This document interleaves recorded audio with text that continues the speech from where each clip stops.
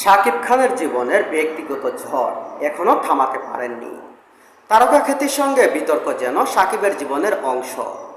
অপু বিশ্বাস বুবলিকে ঘিরে সম্পর্কের টানাপড়া, বিয়ে ডিভোর্স, সন্তান মামলা, এফডিসির রাজনীতি, নির্বাচন বর্জন, বিগত এক দশকে নানা ঘটনা বরাবরই শিরোনামে এসেছেন তিনি।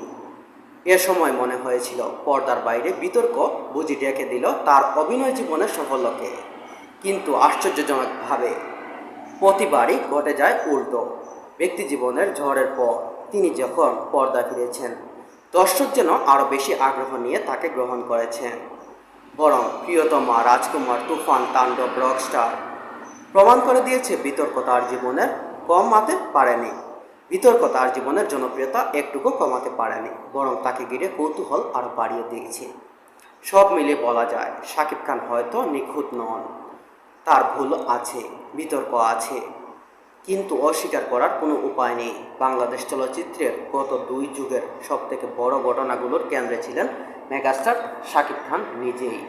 1999 সালে অনন্ত ভালোবাসা থেকে 2026 সালে রকস্টার, এই দীর্ঘ যাত্রায় তিনি নিজেকে শুধু একজন নায়ক হিসাবে নন, একজন যুগের প্রতীক হিসাবে প্রতিষ্ঠিত করেছেন। বাংলাদেশের মূলধারার সিনেমা যখন সংকটে পড়ে, তখন তার নাম ঘিরেই তৈরি হয় আলোচনা।